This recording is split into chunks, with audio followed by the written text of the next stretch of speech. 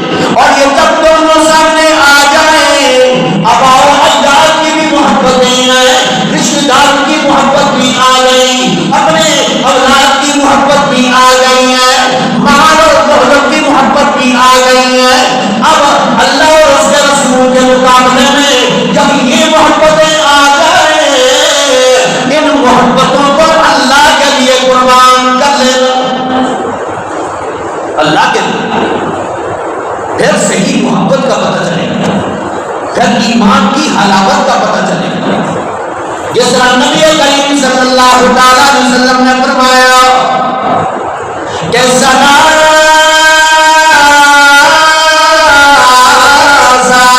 من کن بھی ہے،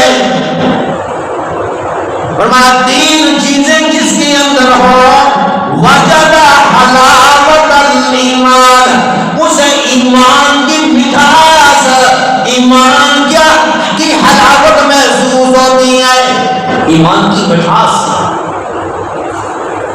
تین چیزیں جس کے اندر ہوتی ہیں اس کو ایمان کا مزہ آتا ہے، مٹھاس محسوس ہوتی ہے. پھر وہ آپ اسے تپتی ہوئی ریت پہ ڈالیں، اسے ایمان کا مزہ آتا ہے. اسے جلتے ہوئے انگاروں پہ لٹکا دیں، اسے ایمان کا مزہ آ رہا ہوتا ہے. اسے سولی پہ لٹکا دو، ایمان چھوڑنے کا تقاضا کرو تو وہ ایمان کو چھوڑنا گوارا نہیں ہوگا، کیونکہ ایمان کا مزہ آ رہا ہوتا ہے، ایمان کی حلاوت محسوس ہوتی ہے. آج تو ہمیں نمازوں میں مزہ نہیں آتا، قرآن پڑھنے میں مزہ نہیں آتا. اس وجہ سے تو جب اللہ اس کے رسول کے مقابلے میں محبتیں آ جائیں دنیا کی تو ہم قربان کر دیتے ہیں اللہ اس کے رسول کی محبت. کی غرض یہ ہے کہ بیٹا تھا، اس کی شادی بیاہ میں یہ کام نہ کروں تو لوگ باتیں کریں. اللہ اور اس کے رسول کی محبت کدھر گئی؟ گویا لوگوں کی باتوں میں، اپنی اولاد کی محبت میں اللہ کے رسول کی محبت کو قربان کر دی. یہ کیسا ایمان؟ اس وجہ سے کہ ایمان صحیح اندر آیا نہیں. اور ایک بات یہ بھی ہے کہ ایمان کے لیے ہم نے قربانیاں بھی دی. صحابہ نے ایمان کے لیے قربانیاں دی، اپنے مال جان اور اپنی جانیں نچھاور کی تھی اس ایمان میں. ہمارا ایمان میں کیا لگا ہے؟ نہ ہمارے اوقات ایمان پہ لگ رہی ہے، نہ ہماری دنیاوی اعتبار سے ہماری اولاد ہم نے اس دین پہ قربان کی. اس ایمان کے لیے خون بھی ہم نے نہیں بہا. ماں کی گود میں یہ ایمان مل گیا، اس وجہ سے اس کی قدر نہیں. بلال رضی اللہ تعالیٰ نے ایمان کے لیے قربانیاں دی. عرب کی تپتی ہوئی ریت میں انہیں لٹایا گیا، گھسیٹا گیا صحابہ کرام کو مکہ کی گلیوں کے اندر. حضرت زبیر رضی اللہ تعالیٰ کی آنکھیں نکال دی گئی. حضرت سمیہ رضی اللہ تعالیٰ اور دوسری صحابیات، ایک صحابیہ کو تو ایسے کیا، ابو جہل نے کہا مانتی ہو؟ لات عزا کو مان لو، اپنا رب اس کا میرا رب ہوا.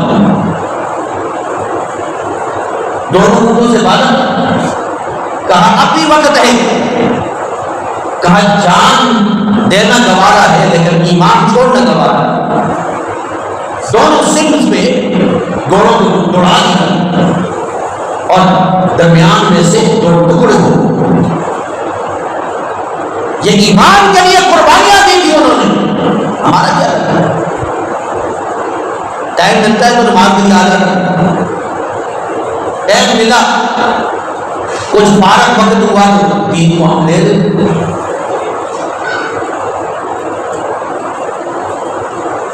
دین میں کچھ فائدہ نظر آیا پھر دین کو اختیار کرنا، فائدہ نظر نہیں آیا پھر تو ہم دین کو اختیار کرنا. میں فائدہ بڑا بتاؤ جی، دین میں چلنے کے کیا فائدے ہیں؟ ویسے ہم نے کیا ایمان کو مانا؟ تو اللہ کریم نے فرمایا یہ 8 محبتیں ہیں، آباؤ اجداد کی محبتیں. کہیں ایسا نہ ہو اللہ کی محبت آ جائے، رسول کی محبت آ جائے اور تم کو بھی ہمارے آباؤ اجداد بھی تو گزرے ہیں، انہوں نے کیا جھوٹ بولا ہے. یہ مشرکوں کے پاس یہ دلیلیں ہوتی ہیں. ہمارے بڑوں نے ایسے کیا تھا نا تو ہم نئے دین لے کر آئے. کعبۃ اللہ کا ننگا طواف کیا جاتا، ننگا طواف کرتے، مرد دن کو ننگا ہو کر طواف کرتے، عورتیں رات کو ننگی ہو کر طواف کرتی تھی کعبۃ اللہ کی. پوچھا گیا یہ ننگے ہو کر طواف کیوں کرتی ہیں؟ تو کہنے لگے وجدنا آباءنا،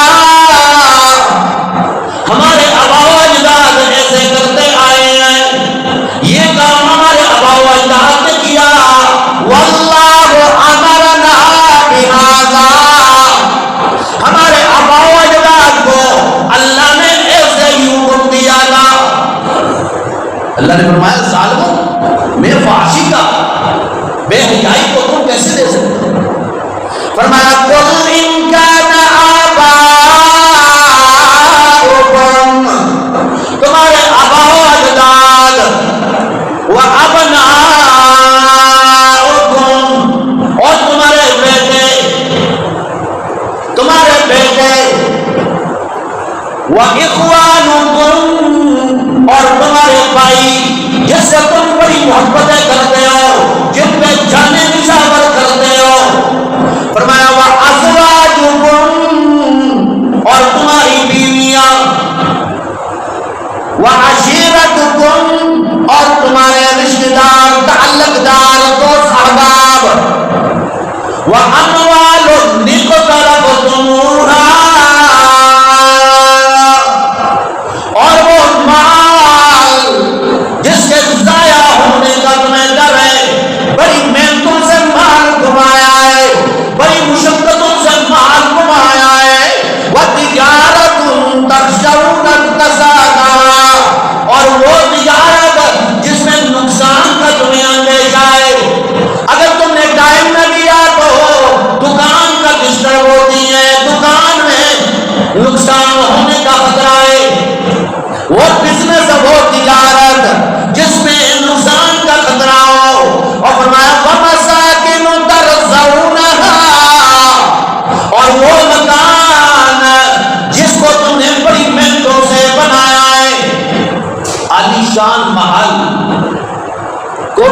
اور بنگلے. اللہ کریم نے فرمایا احب الیکم من اللہ و رسولہ، کہیں یہ اللہ اور اس کے رسول کے مقابلے میں زیادہ تمہیں محبوب نہ ہو جائے، زیادہ پیاری نہ ہو جائے، ان سے زیادہ محبت نہ ہو جائے. وجہاد فی سبیلہ، اور اللہ کے راستے میں دین کی کوشش اور محنت مشقت، کہیں یہ ان محبتوں کو زیادہ محبوب نہ کر لو جہاد سے. جہاد کے لیے یعنی کوشش کے لیے، دین سیکھنے کے لیے، دین کو سمجھنے کے لیے، کہ یہ محبتیں آڑے نہ آ جائے. اگر ایسے ہوا تو اللہ کریم نے فرمایا فَتَرَبَّصُوا حَتَّى يَأْتِيَ اللَّهُ بِأَمْرِهِ، پھر انتظار کرو کہ اللہ کا کہیں تم پہ عذاب آ جائے. اللہ کے عذاب کا انتظار کرو. تو تین چیزیں وہ ایمان کی حلاوت کو پہنچ جاتا ہے، ایمان کی مٹھاس معلوم ہوتی ہے. اس میں ایک ہی ہے ان یکون اللہ ورسولہ احب الیہ مما سواہما، اللہ اور اس کے رسول کے مقابلے میں وہ کسی سے محبت نہیں کرتا ہے. ایسا آدمی ایمان کی حلاوت کو پہنچ جاتا ہے، وہ ایمان کی حلاوت محسوس کرتا ہے، اس کے دل میں اللہ اور اس کے رسول کے علاوہ کسی کی محبت نہیں ہوتی. آباء و اجداد یا رشتہ داروں کی محبت ہے، فطرتی محبت، لیکن محبت کا تقاضا یہ ہے کہ سب سے زیادہ محبت اللہ اور اس کے رسول کی سے محبت ہونی چاہیے.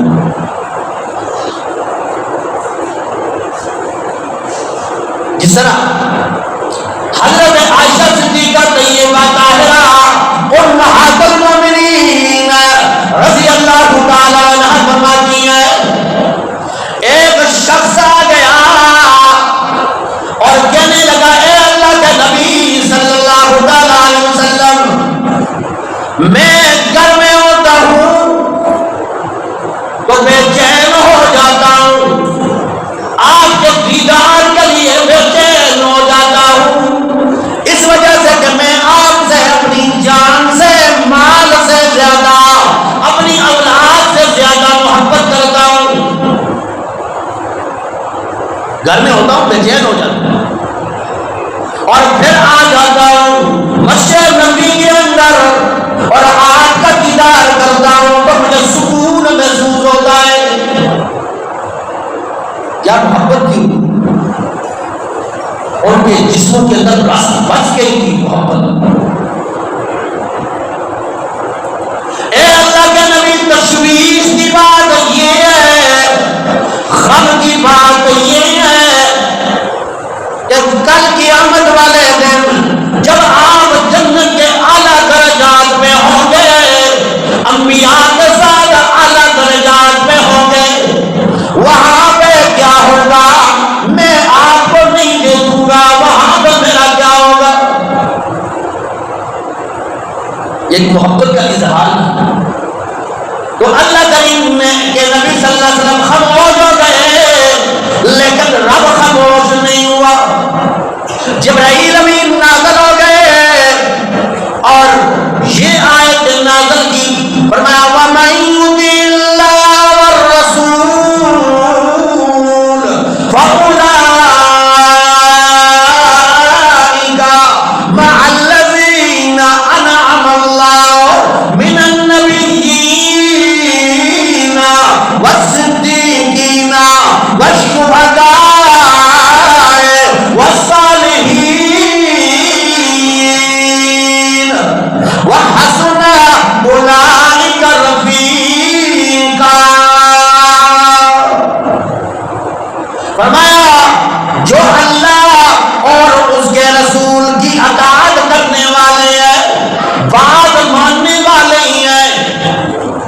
ماننے والے، کیونکہ آج ہم کیا کرتے ہیں، نبی کو تو مانتے ہیں، نبی کی نہیں مانتے، اللہ کو تو مانتے ہیں، اللہ کی نہیں مانتے۔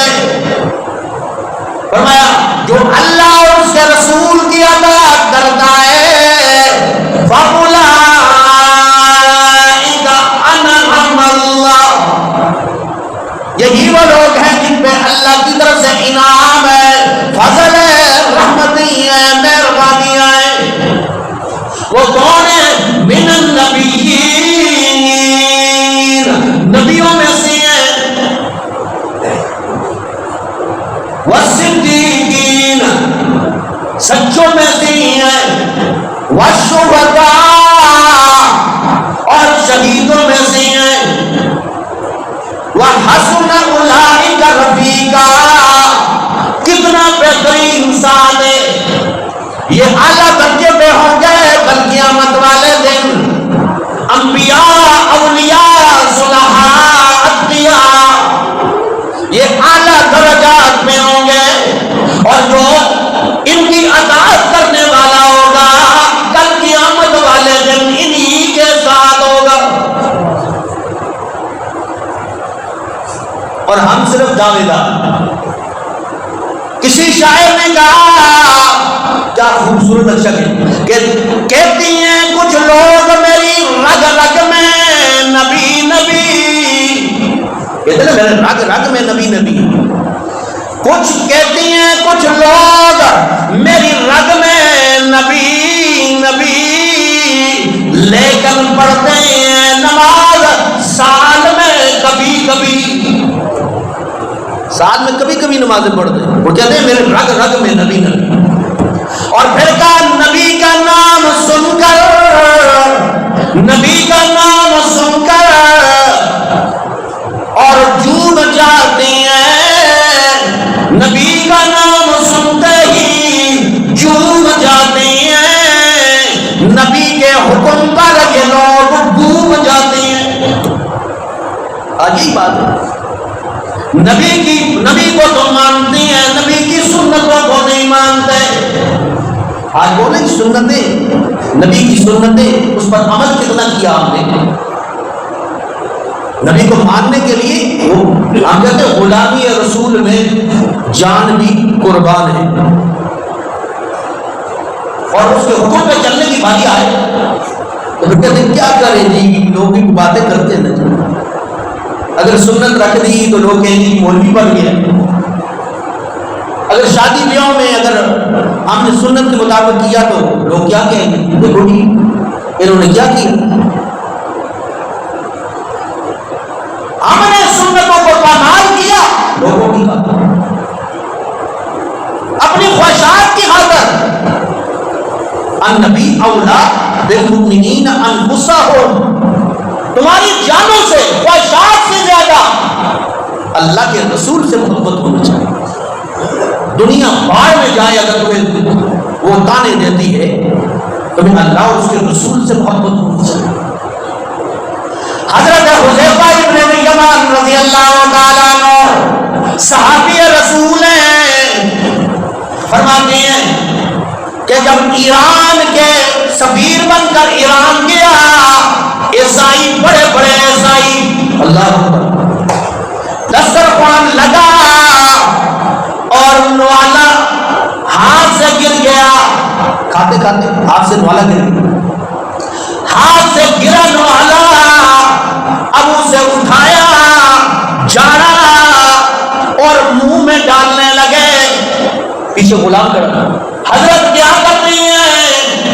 یہ عیسائی یہودی پہلے یہ میں کہتی ہیں کہ مسلمان بھوکے ہیں، نیچے سے اٹھا کر نوالے کھاتے ہیں، یہ ہمیں تانا دے گی، یہ دنیا ہمیں باتیں کرے گی۔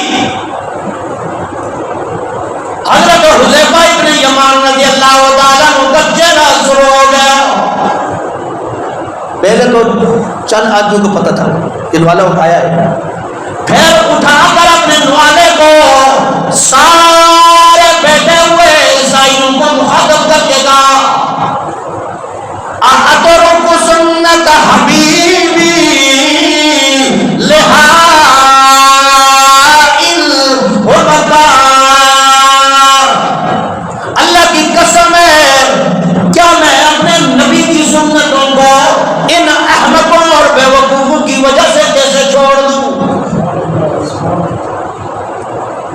یہ تھی محبت، تھی نبی کے ساتھ، نبی کے طریقے کے ساتھ محبت تھی۔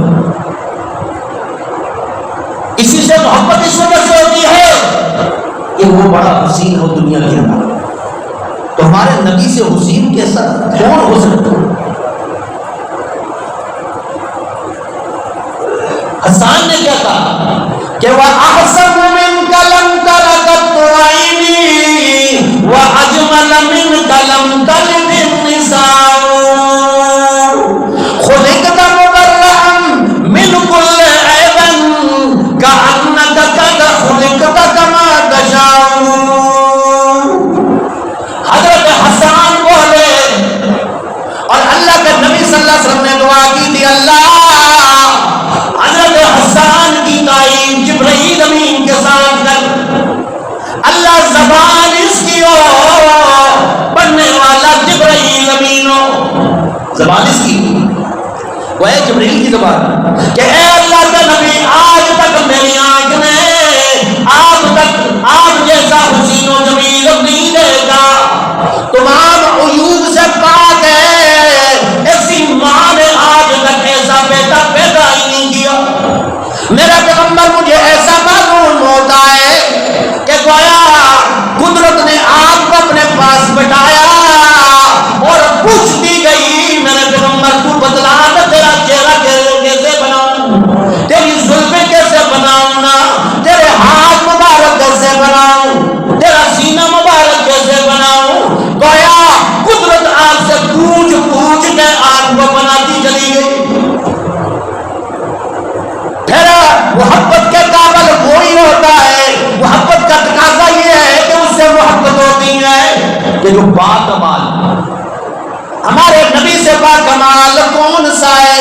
تمام عظمتیں، تمام کمالات نبیوں کو دیے گئے، حضرت آدم علیہ السلام کو نیابت کا کمال عطا کیا، حضرت نوح علیہ السلام کو جوش تبلیغ عطا فرمایا، حضرت یوسف علیہ السلام کو حسن و جمال عطا فرمایا، حضرت یعقوب علیہ السلام کو صبر اور استقامت عطا فرمائی، حضرت موسیٰ علیہ السلام کو جذبہ جہاد عطا فرمایا، حضرت لقمان علیہ السلام کو حکمت اور دانائی عطا فرمائی، حضرت عیسیٰ علیہ السلام کو ذوق اور تقویٰ عطا فرمایا، تمام انبیاء کو کمال عطا کیے، لیکن اللہ کی قسم ہے تمام انبیاء کے کمال کو منتقل کیا جائے، اکٹھا کیا جائے تو محمد بنتا ہے، محمد الذی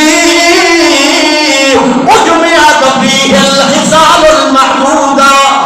محمد اس ذات کو کہتی ہے جس میں تمام کمالات، تمام خصائل، تمام خوبیاں اکٹھی کر دی جائے تو محمد بنتا ہے۔ انشاءاللہ اگلے جمعے کے اندر پھر اسی سیرت کے حوالے سے بات کریں گے۔ اللہ سے دعا ہے اللہ عمل توفیق نصیب فرمائے۔ وآخر دعوانا الحمدللہ۔